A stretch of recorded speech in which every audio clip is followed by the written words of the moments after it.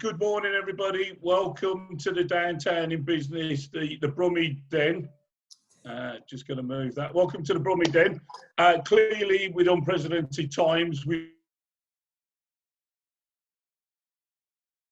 they can share some business insights and just to really educate and just reach out there, just connect with everybody that's in our network. You don't have to be a Downtown in Business member. We're just doing it for the good and the great of everybody. But this is driven from a Brummie angle, although we've got a special guest all the way from France who's actually living in Birmingham now. So the way that I want to run this is I'm going to get everybody to introduce themselves.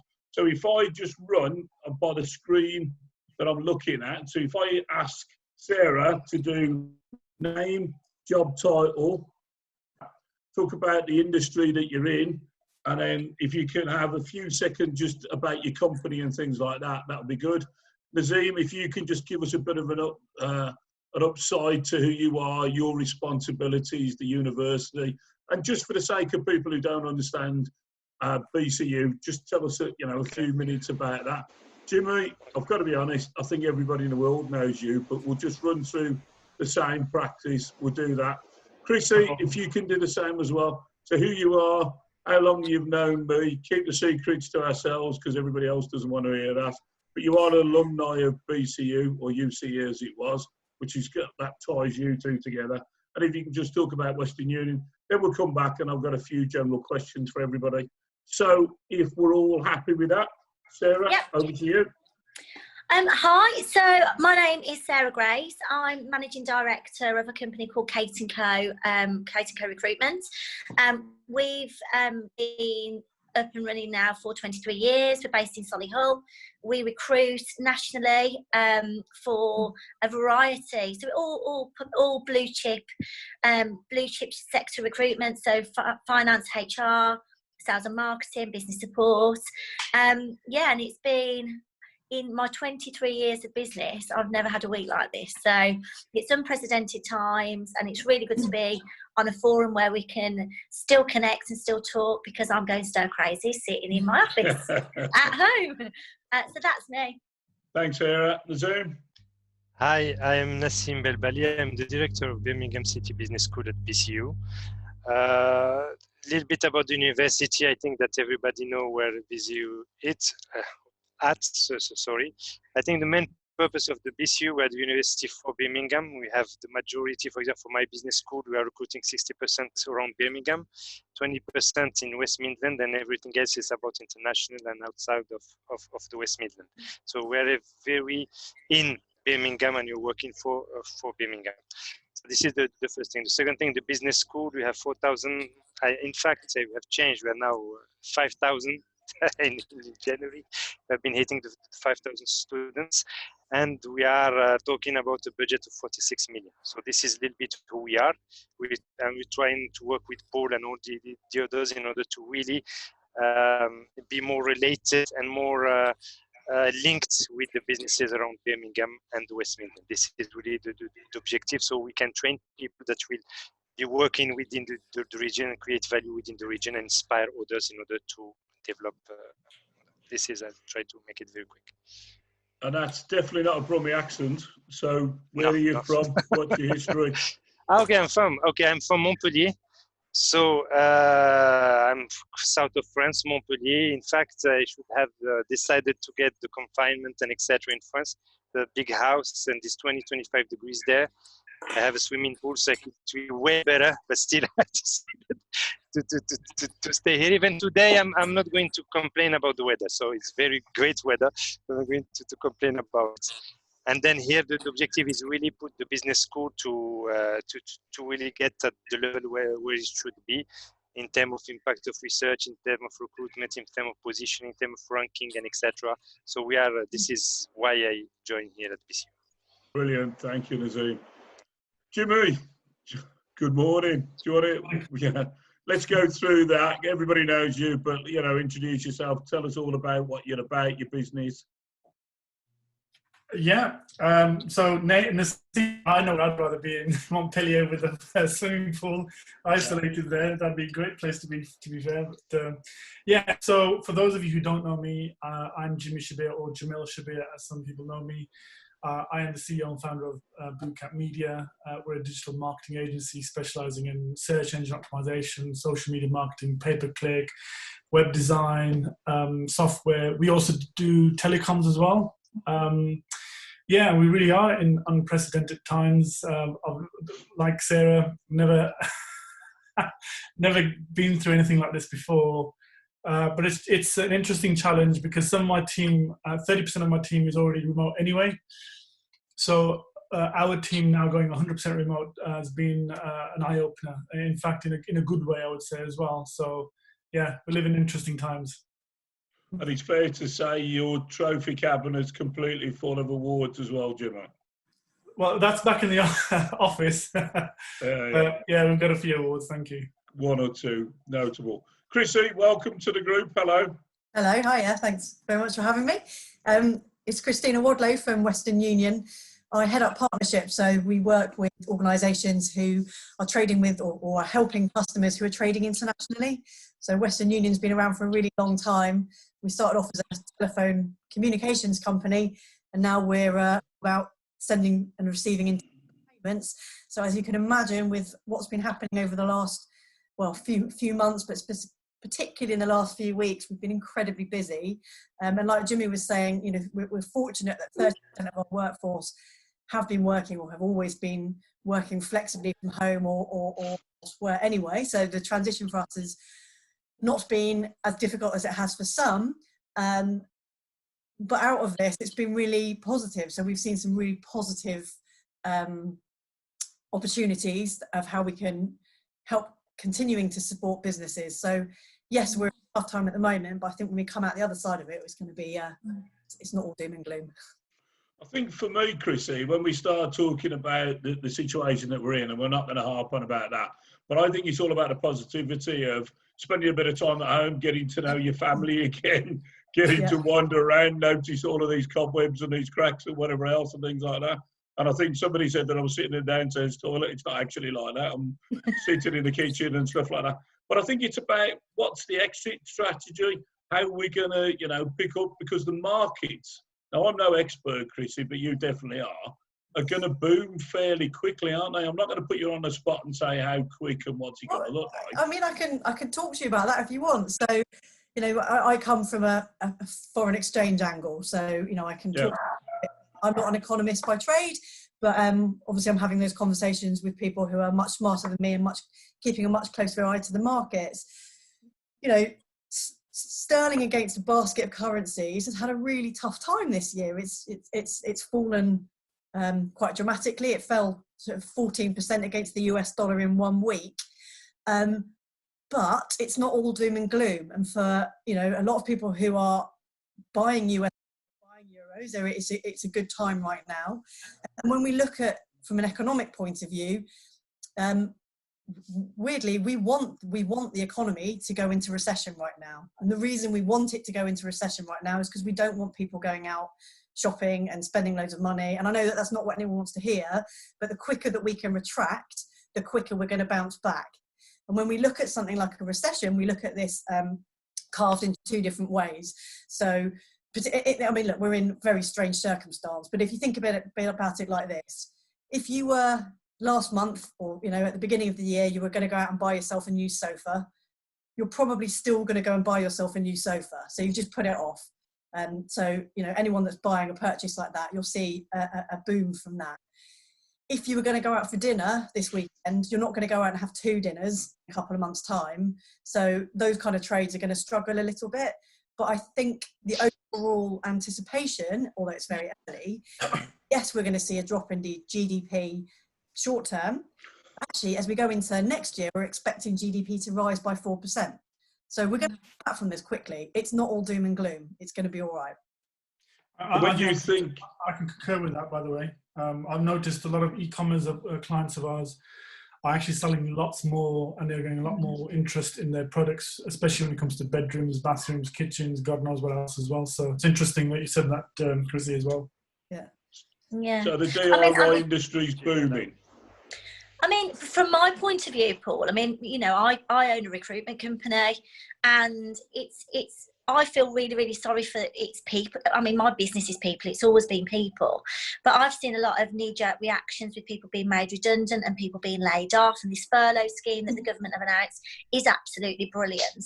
But prior to that, there was a lot of people that, you know, that had their employment terminated because their employers didn't hold on for long enough.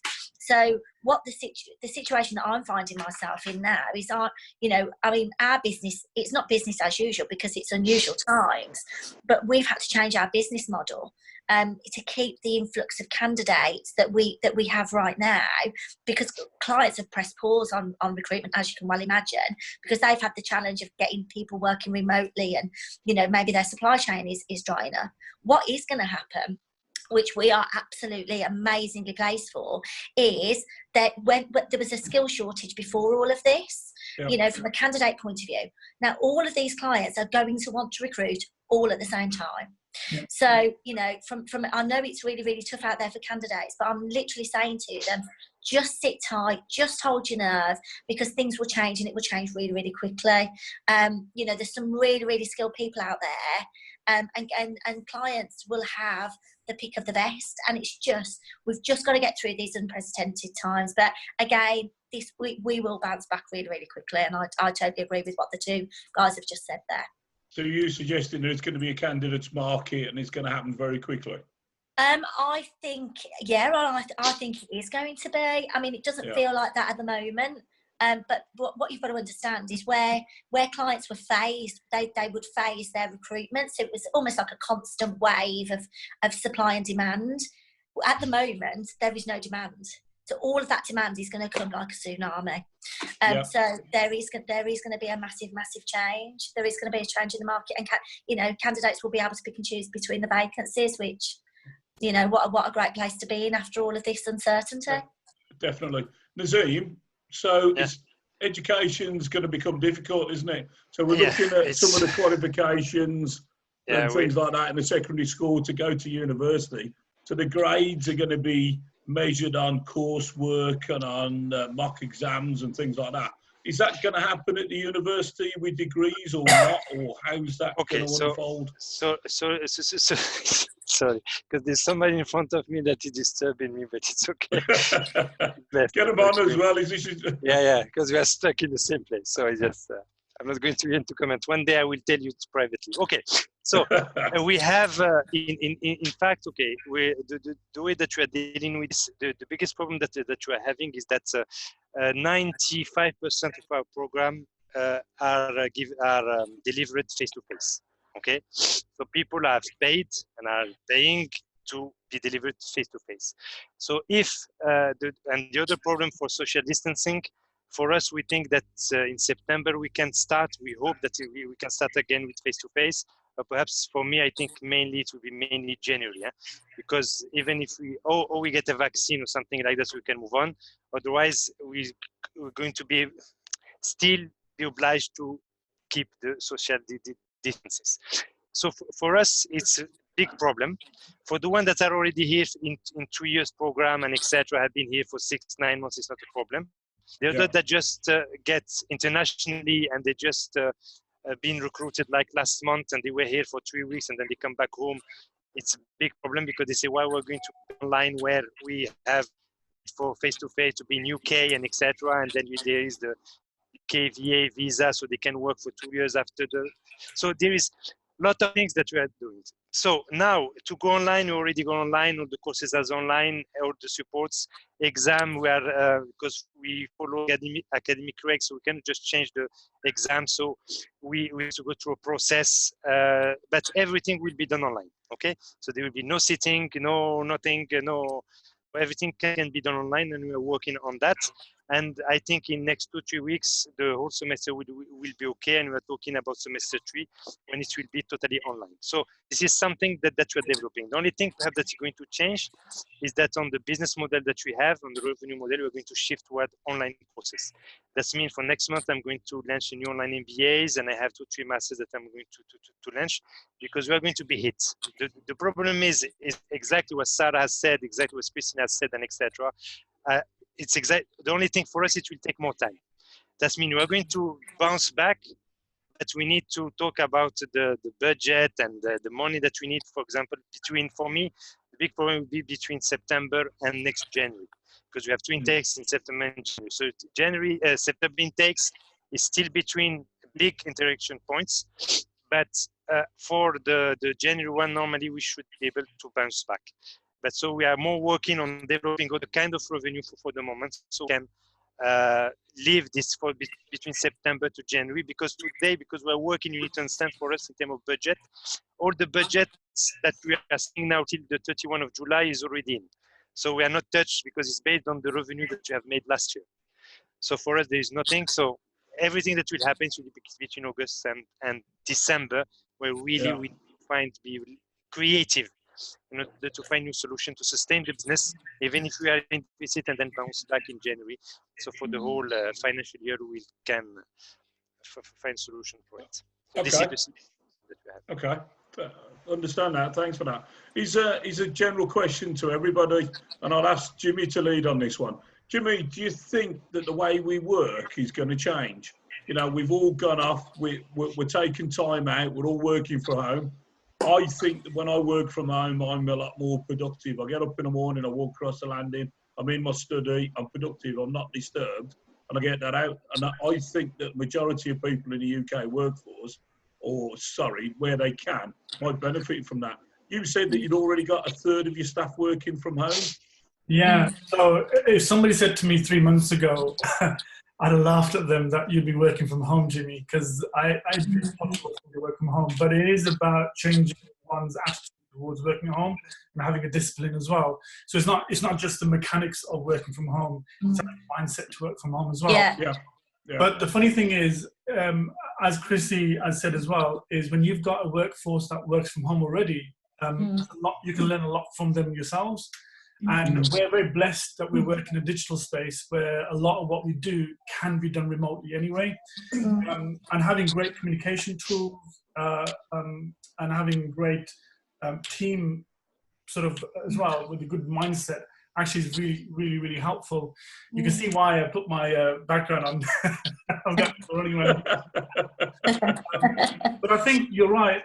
There will be a change, a shift now towards people realize now that actually your business is more productive when you allow your staff to work remotely and more flexibly. Now, for the last 2 years, by the way, what we've been doing in our business is saying to our team is, if you want to work from home one day, you can. If you want to work late, you can. If you want to work late, you can. If you want to take time off whenever you want to, you can. It's all about giving the ownership of time back to your team and to your employees as well, so that they have that life balance. And I've started understanding what it means, because my kids are in the other room right now doing their homework, but I can jump in there, have a bit of a giggle with them, have my cup of coffee, and then come back into work, and then jump back if I want to. And they have we're going out for walks now for about 20-30 minutes a day together as a family, which we only ever did on a weekend. And if the weather was good, now we're going for walks every day. And that's been a massive change to my life. And I'm thinking, I'm going to continue this. In fact, I think what we'll do, we'll have an office presence, of course, for clients to come and see us.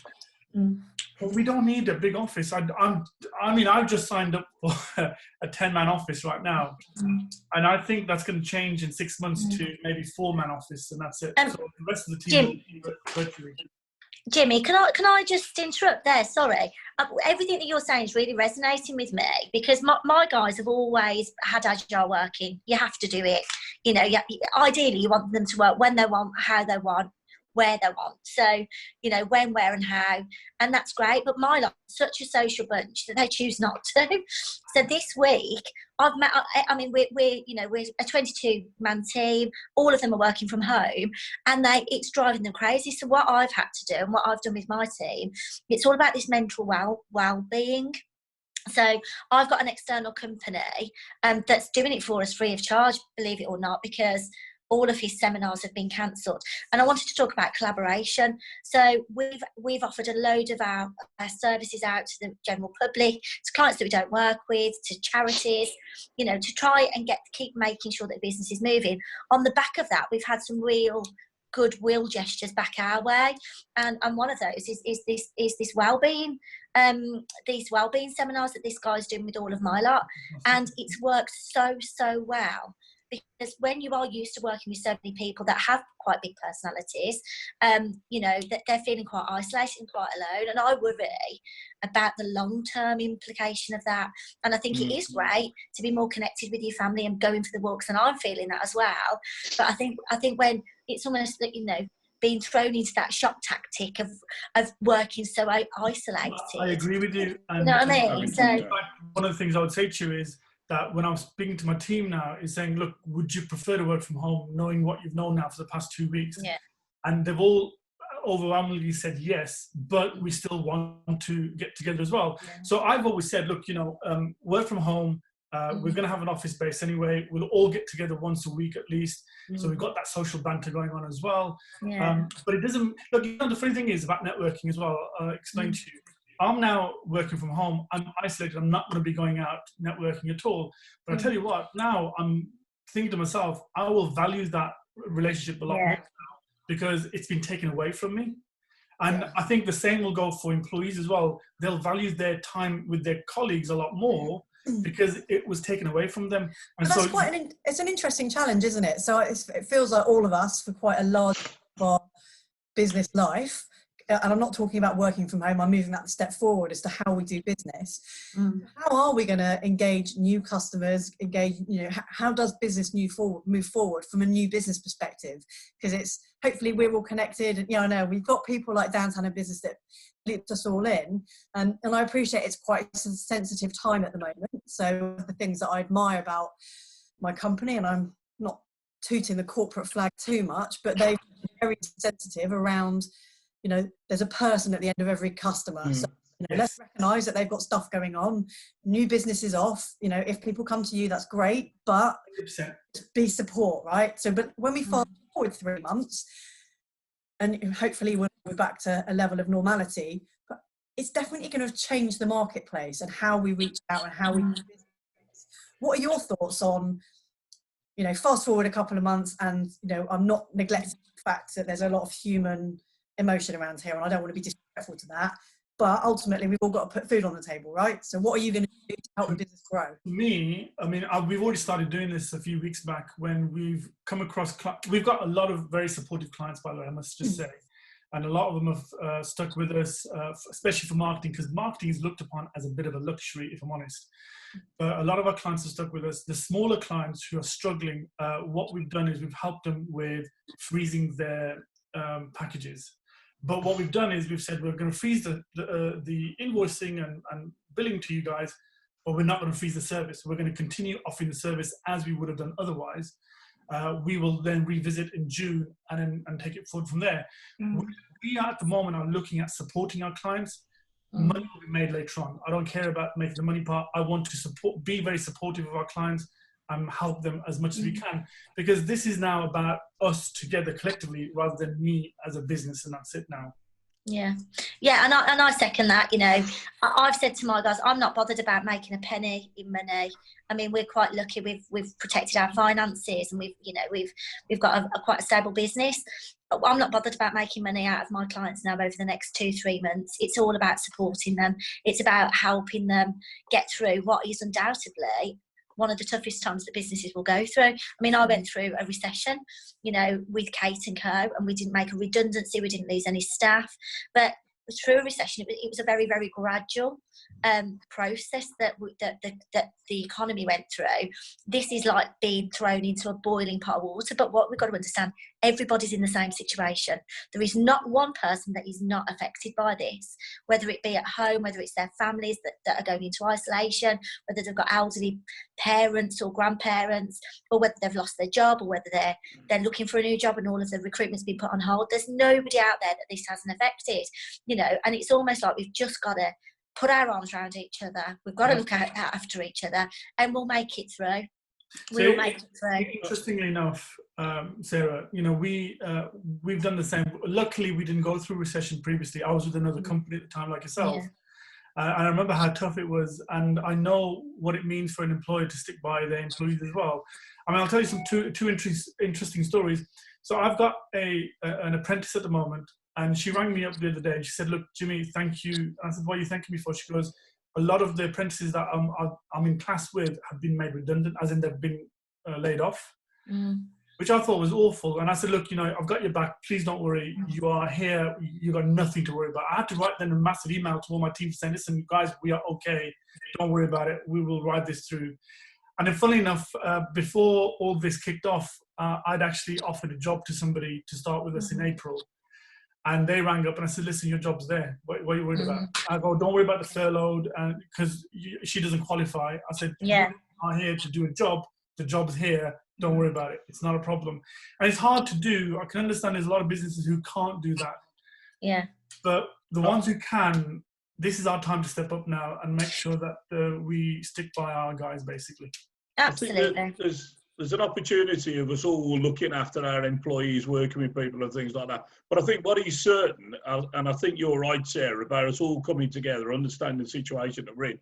We're all in the same boat, literally paddling like hell, trying to get up the canal. The thing that we got to consider is that look at people who are trading with integrity, looking after the staff, doing the right thing and things like that. And if we throw it back to retail, you look at some of the shops that are hiking all the prices and you know, making benefits out of this situation and things like that. It won't be forgotten. You know, definitely what you're doing with your staff, looking after your staff, you know, Jimmy, Nassim, you're doing exactly the same with BCU. No redundancies, everybody's got a job, not even been discussed. Everybody's being protected and things like that. Sarah, the point that you've been around, you know, trading, you've seen this before, you're not panicking, you're pulling it all together. Chrissy, you've made, you know, exceptions, you've got people working from home, business as usual. You're extremely positive, you're looking at what's going to happen going forward and things like that. That kind of attitude, you know, and I'm going to say that Britishness with an inclusion of a Frenchman on that occasion, I think is resonating with the workforce. You know, with the workforce, we're in it together, we're pulling it together and we're working hard. I think that's good. Now, we're coming to half an hour into this conversation. Okay. We're probably going to end it at this point, but you've got 2 or 3 minutes on your last point. So if we go through the line, if anybody wants to say their last few words, that will be good. Nassim, do you want to go first? Yeah, if I can just say something based on, do you hear me or no? Yeah, clear. Yeah, okay, sorry. Yeah, so if on what Christina said, because there is the part of taking care of our employees and etc., and we are doing that, all of us, I'm sure. But the thing is that Christina already initiated is the fact that we need to, and also Jamil and etc., is that we need to review the way that we're doing business and how we're going to get new clients, how we're going to adapt now, because this thing is going to follow. I'm not sure it's not going to finish in June. I'm seeing what's happening in France, what's happening elsewhere, etc.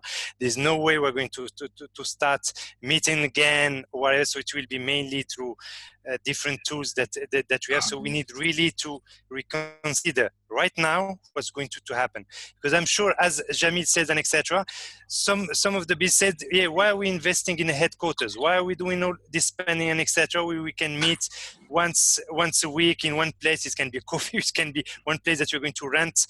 So new business is going to be there. And for us also, we need to understand that and try to find solution now, because these things we never, I think the way that we were doing business before this and the way that we're going to do it afterwards won't be totally different. Or some changes. See, that feeds through even to the building trade of, you know, the idea of a home office is going to become something that we're going to want in the future. I'm not sure that, you know, from that point of view, that's being taken into account. Honestly, I think that the current situation is going to shape all of our markets going forward. Business, how we live. And you know, it's horrible right now, and it's, you know, my hat goes out to everybody that's working so hard to keep this place together. That's not what this is about, but we need to, you know, the economy is going to bounce back, and what we do now is going to shape what our business looks like going forward, and not just our business but our lives. So I actually think that, you know, out of this horrible situation, there's a great opportunity for us all to work with better companies and genuinely make life a better place. Brilliant. Blue sky maybe, but I think, no, well said. I think those are great points. And Chrissy, I think again, you know, I agree with you. It is going to shape what we are like as businesses. But I think we've got some dark days to go through yet. This is very early stages of the lockdown at the moment. And I'm hoping that the country is starting to understand the severity of the situation. But there is going to be a feel-good factor. There's no doubt about that. It will change the way we are. Our working culture will change for sure. But please understand, and people are watching this as well, there will be a comeback, and there'll be a massive comeback. What Sarah said as well, you know, there'll be a tsunami of candidates who are looking for opportunities, and there's going to be a massive a great pick of talent out there. So, you know, the ones who will succeed are the ones who will see the opportunity and move forward. I would say to you, open your eyes, use this time to, you know, invest in yourself, personal development. And when the time is right, when we come back, I think we'll be forging forward, basically. Brilliant. Sarah? I suppose I'd just like to finish by saying, you know, use this time to collaborate. Keep on talking, keep on sharing information, help people where you can. You know, let's not look at the short term, let's look at this for the long term. And it's not about instant gains, it's about working through this and knowing that you're going to be surrounded by good, ethical, business-minded people in the companies that you're dealing with and the suppliers that you're dealing with. You know, so it's almost like a business detox. It's almost like a life detox. It's like a world detox. I mean, if you've seen that in Venice, if you've seen all the canals in Venice, it's like the world's having a detox. You know, so I mean, for me, I'm certain that I don't want to do business with people that aren't ethical, companies that aren't ethical. I think this is a great time to see what the moral compass is for these companies that are phoning us and they're canvassing us. But also, you know, when we're, you know, going back to what Chrissy said, you know, how we're marketing ourselves and how we're going to go and win new business. I think it's, you know, how you treat your staff and the way that you've handled this whole situation that we've put in. I think it's going to test the mettle of the companies and the people out there. So just keep on talking to the right people is all that I would say. Brilliant. Thanks very much. Just want to say from my perspective, thanks very much to Nassim, BCU, Jimmy from Bootcamp Media, Chrissy from Western Union, Sarah from Kate&Co. Thank you very much for coming on board. I'd invite you to come back next week if you're not too busy. If you can fit us in, we'll put this back together and then we'll start looking at specific, you know, tactic skills and opportunities, so we can look at an exit strategy. We can offer some specific business advice. From my point, I don't think things have changed. People buy from people. People trust people. It's all about relationships. It's not what you know. It's not who you know. It's who knows you. If you're that go-to person, if you're that trusted person, people will still come to you. And as long as your reputation, your integrity is intact, at the end of this, there's a light at the end of the tunnel. So I just want to thank everybody for their time this morning. I've been Paul Cadman. I'm still Paul Cadman. I'm still the chairman of Downtown in Business. Have a fantastic day. Thank you all. Cheers. Thank you. Thanks, Thank guys. you. Bye-bye. Thanks, guys. Thank you. Bye-bye. Hey, guys. Bye. Bye. Bye.